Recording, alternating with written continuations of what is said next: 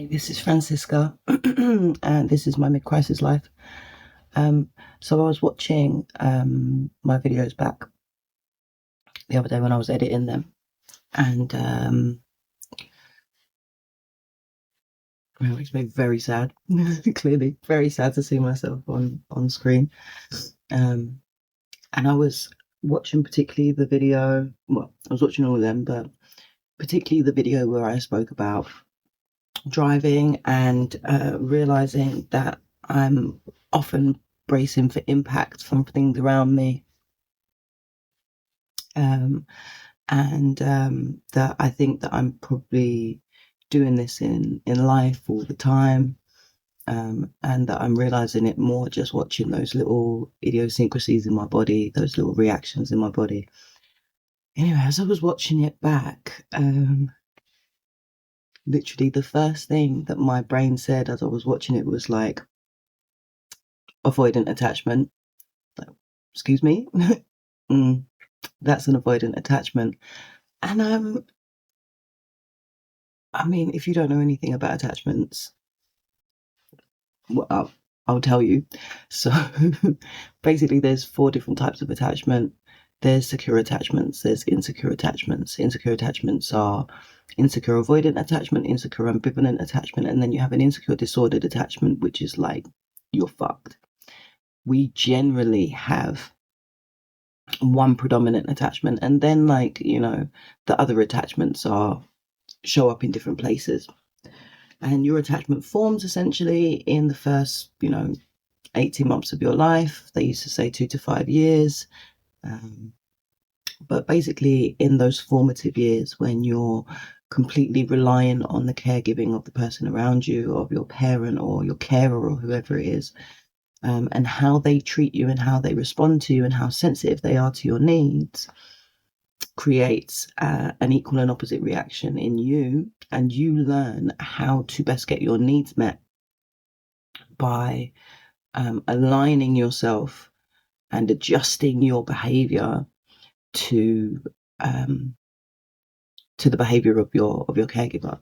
So all of this started with Bowlby, John Bowlby. He was like a psychologist back in the 50s, and he did this big piece of research, and he spoke about something called maternal deprivation. And honestly, I always say I'm not sure really about the agenda of Mr. Bowlby, excuse me, or the government at that time, because it was just at the end of the Second World War and they were trying to get women, back in the kitchen. So this big theory of maternal deprivation turned up, where it said basically if a child does not get the love and care from their mother that they need within those early stages, they will be physically, physiologically, emotionally, mentally, psychologically impaired as they grow up. And, to be honest, there's a lot of truth in it. Of course there is. That just makes logical sense, right? That if you're not loved as a baby, then it's going to mess you up. And even when you think about other things he spoke about, Bowlby spoke about possible dwarfism as a result of maternal deprivation, which sounds sublime. It sounds ridiculous because we know that obviously your height doesn't come from that, from being deprived. But I mean, look at countries where they've had serious malnutrition and all the people from that country are a certain size, a certain stature, and now that those countries are kind of like opening up into the Western world and having more access to resources and to food, all of a sudden they're producing like 6 foot tall citizens. So I think there is something to be said for if you don't have an attachment with your mum, your mother, that maybe you won't get fed as well, and that's going to affect your growth, right? But basically, that he just said all of these things are going to affect your development. Since then, the theory has moved on, and now they talk about your main caregiver, because your caregiver could be anybody. Yes, it could be your mum, but it could be your dad, it could be your nan, it could be your granddad, it could be your foster carer, it could be your aunt that looks after you, there's all different people that you can be attached to. You know, it could be your adoptive parent. So they talk about your main caregiver and how you're attached to your main caregiver. And so Bowlby kind of like set the precedent with this groundbreaking research. And there was a lot of other stuff going on as well. Like they did research in this Romanian nursery. Or I don't even know that they did research, but research came out of them watching these babies in this Romanian nursery where there wasn't enough staff, or they didn't really know. We're talking like the 40s, right? Maybe even earlier. I can't remember. Don't quote me, right? But basically these babies were never held. They were never cuddled. They were just fed. And all of these babies grew up to have really distinct and, I don't know, harmful characteristics, either self-harming or harming on the outside, harming externally to others. And then they also did, there was this other piece of research where they took these little tiny monkeys and they took them away from their mum, like right at birth. And then they created 2 artificial mummies in the cage that they were in. And sorry. And they were both feeding bottles, but one was wrapped in just like metal chicken wire. Not the painful stuff, just it's uncomfortable. That's the one where the food came from. The other one was wrapped in cotton wool, but no food came from this one. And the monkeys would spend all day hugged up to the one with the cotton wool, even though it provided no food source. And then when it was time to feed, when it was time to eat, they would go to the other mum. And what it was showing, I guess, essentially is that the attachment that we have to our main caregiver is beyond just resourcefulness. It's beyond just necessity. Just, I need to be fed. So I'm gonna move this. This looks like it's gonna fall. Oh my lord, what's happened to me? God, why did I do that? I completely messed with it. And it just took me ages to fix it. I don't even know if it's fixed. Oh no. Anyway. Yeah, these studies were showing that the attachment that we have to our mum is more than just a food source, basically. And then after all of that, Mary Ainsworth came along and she did something called the strange situation. And this was a piece of research to understand what type of attachments we have with our main caregiver. And basically what she did was she brought a load of toddlers, young and younger, into a room,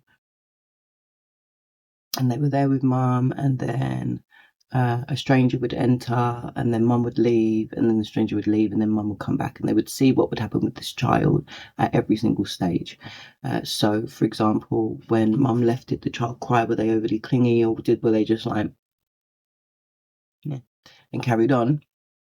When a stranger came in, were they more clingy to the stranger, which sounds crazy? Were they seeking comfort from anybody? Were they completely inconsolable? How did they behave when mum came back? You know, did they completely ignore her and try to punish her? Did they acknowledge her for a second and then be like, don't really care? Were they, you know, unable to contain themselves? All this different stuff. And yeah, from this this bit of research, they came up with these 4 different types of attachment. Well, Mary Ainsworth came up with 3, and then I can't remember the name of the guys. They did a further piece of research and they came up with the 4th attachment type style, which is the disordered attachment. So what are they? Okay, so you've got firstly your secure attachment, and your secure attachment pattern is basically saying that you have a parent who presents themselves to the child as being able, as being sensitive, as being responsive to their child's needs, right? Why is my head looking like that? Very distracted. And then, so because the parent is responsive and sensitive and available and capable, that child learns that they can trust their parent, and then they can predict their parent's behavior. They know if they cry that they'll be fed, or they'll be hugged, or they'll be watered, or they'll be changed, or whatever it might be. And then through that, they begin to trust not only their parent, but they start to trust the world around them, right? And then not only that, because their needs are being met, they feel worthy of love. They grow securely in themselves, so they have a strong sense of identity, a strong sense of self, a strong sense of self-worth, because simply their needs are being met. So they know, okay, I'm worthy of being fed. I'm worthy of being cuddled, of being reassured, of being spoken to, of being played with. I'm worthy of these things because they're happening. Simple as that, right? So people who have a secure attachment, it means that they're able to maintain healthy relationships. They can regulate their own emotions. They can regulate their behavior appropriately. And in adult life, this is referred to as autonomous or free to evaluate, because adults like this, they can take information around them. They're not overly impaired or impacted by intrusive thoughts, by their own emotions, by their feelings of worth. So they can take that information and they can evaluate it in a way that is objective, I guess, and meaningful, and then make a decision about what's best from that point. Unlike people who have an insecure, ambivalent attachment. So this is like when parents are responsive to their children's needs. So they do feed them, they do play with them, they do cuddle them, but that response is really unpredictable. So sometimes mummy will be nice and she will play if I ask her. Sometimes mummy will snap at me and throw my toy across the room if I ask to play with her. And the child never really knows what they're going to get. So either sometimes they're appropriate, or sometimes they respond in a way that's kind of scary or insensitive, and sometimes they might not respond at all, right? So children are unable to be close to their parents. They're unable to achieve proximity, to have that closeness in a way that is reliable. So what do kids do in response to that? They just make constant, non-stop, insistent demands, because you know what? If I throw my net out wide, something's going to catch, right? So if I just ask all the time for absolutely everything, I have a higher possibility, there's a higher ratio that on this occasion, mum or dad or nan or aunt or carer or whoever might be more appropriately responsive to me. I might have to deal with some of the other shit, but I'm going to get a little bit more of what I need if I just constantly ask, right? And not only that, it's they become kind of helpless. They become helpless because they think that this is a way that they're going to be able to attract their parents' attention. This is a way that they're going to be able to achieve that proximity when it's completely unpredictable. And in later life, I mean, this is often very clingy, very angry adults, and a personality type that's referred to as enmeshed or preoccupied. So enmeshed is I'm sure everybody's heard of the term codependent relationship. They don't really call it that anymore. So they call it an enmeshed relationship, because you are so involved with the other person that you've basically enmeshed yourself with this person, and you're no longer a separate entity. And it's kind of the same with people who have this ambivalent type of attachment style. And preoccupied is somebody who talks about themselves all the time. People must know people who are completely preoccupied with themselves. This is the thing that drives everything that they do, and everything relates back to them, and everything is about them, and everything is a a response to something to do with them. But it's because, these people never really got their needs met. So they are constantly thinking about themselves. They're thinking about, what can I do to make this person respond to me? What can I do to make this person like me? And if this person doesn't do that, then it must be me. It must be something that I did or something that I didn't do. So I need to change. I need to change it. I need to adjust. I need to go back to the drawing board and think about what it is that I need to do to get closeness to somebody. So they are extremely preoccupied. And I would say my whole life, I've seen myself as a person who is ambivalent in my attachment style, predominantly. Because as I say, you have one. Well, I was going to say I'm predominantly secure, but I think I've found my own security.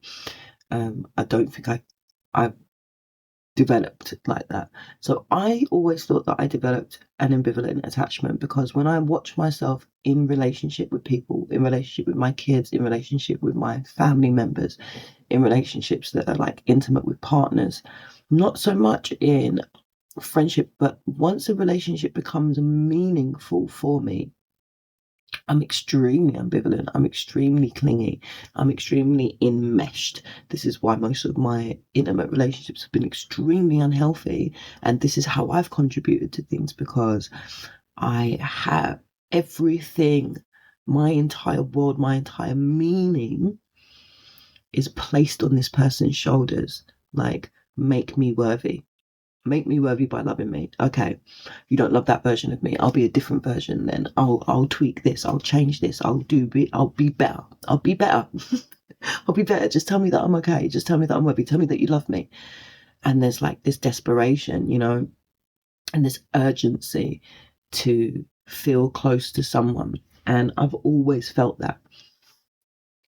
But watching that video back the other day where I was talking about bracing for impact, it immediately made me think of this thing that I always say about people who have an insecure avoidant attachment. And now I've forgotten it because obviously I need to say it. So why would I have it in my head right now? I always say that they see the world as a harsh and scary place. And I think that's a pretty common thing that people say about people with an avoidant attachment. And as I was talking about bracing for impact, always believing that something's going to come from somewhere, from the environment and hit me, it made me think about that. And I thought, oh, maybe I don't have such an ambivalent attachment, because I actually don't see myself behaving in that way as much. I mean, honestly, there's still definitely like traces of it for sure. But the kind of desperation and the urgency is gone, even though some of the behaviours persist, or some of the thought patterns persist, particularly around external validation and needing approval, and my self-worth being very externalized rather than being here inside of me. But yeah, watching that video made me think, okay, maybe there is more. There is an avoidant attachment. And just to kind of give some background, an avoidant attachment is like when a parent is very insensitive and very unaccepting of a child's needs. So the kids' feelings are minimized, their demands are rejected by their parents, or their parent takes over in a way that's really intrusive. Like, no, you can't do that. I'll do it. Like, what are you doing? Like, clearly you don't know what you're doing, you stupid 3-month-old. I'll do it. And even though there's like basic care, and even though kids are like protected from hazards and whatever else, and they still get fed and their clothes are washed and they go to school and whatever else, there's this kind of rejection of needs and minimization of feelings. Yeah. And then what happens is that the child begins to like shut down. So they begin to minimize their own needs. They begin to minimize their own feelings so that they can avoid basically either upsetting their parent, getting like negative or insensitive reactions from their parents, or provoking like kind of rejection or intrusion from parents. So it kind of just feels safer to be more self-reliant, because that means that you can stay close to your parent without having to ask too much of them, without having to provoke some kind of reaction from them. And it's like these kids, they're not avoiding relationships, they're not avoiding being close to anyone, but they're avoiding showing any feelings, particularly like negative feelings, so that they can have proximity in relationships, so that they can be close to others in relationships, because the idea that they show any feelings, any vulnerabilities, is met with this fear that they'll be rejected, right?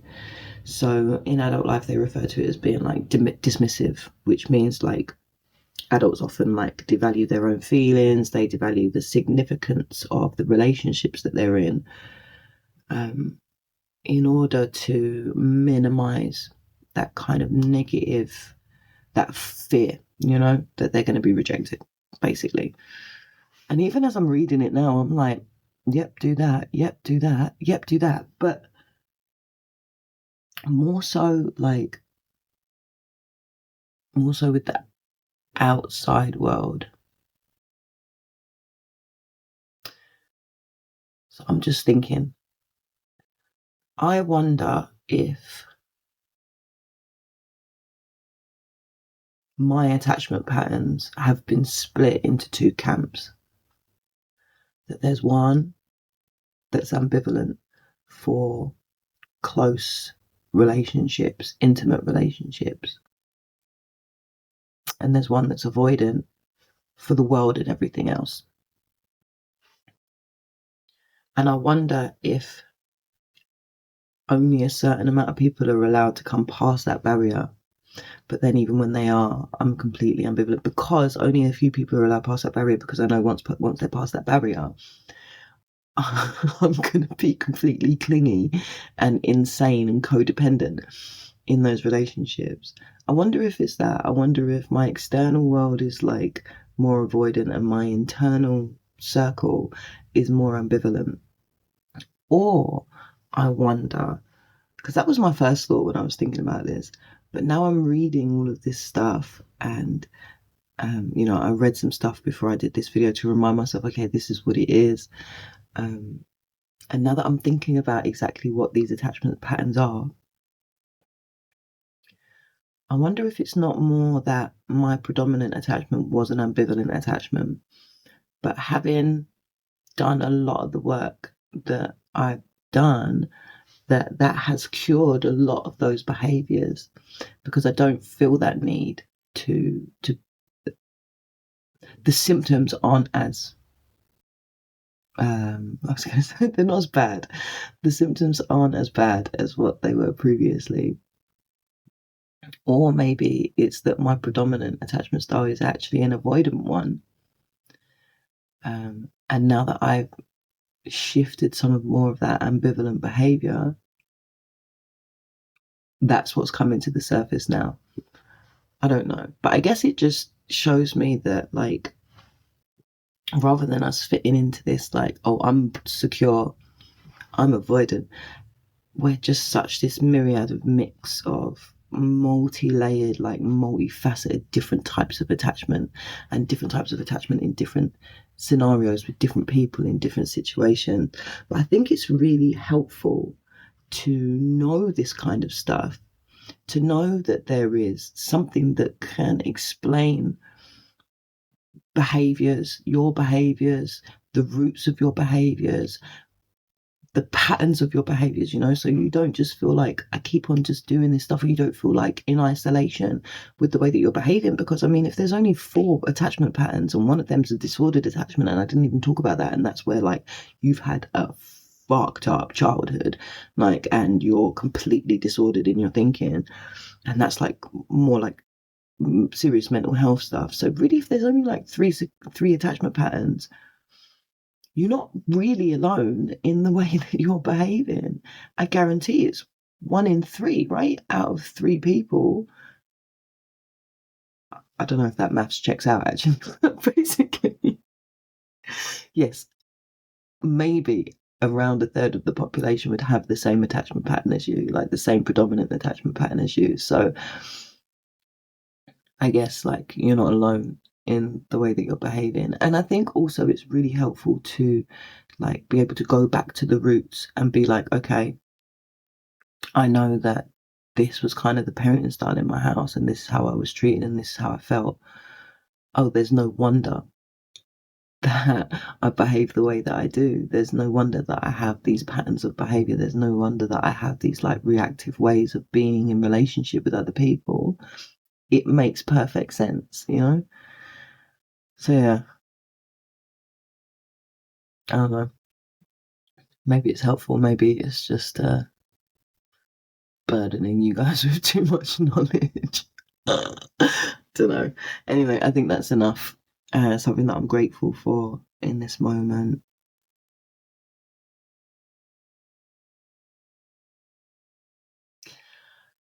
I am grateful to my parents. I'm grateful to my parents for doing the best that they could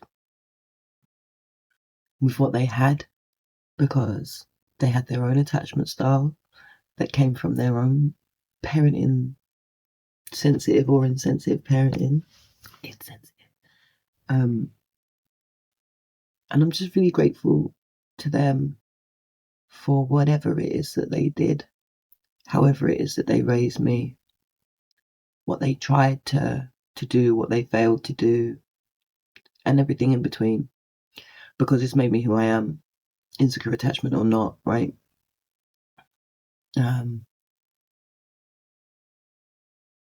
So yeah, I thank them. I do. Okay, that's it.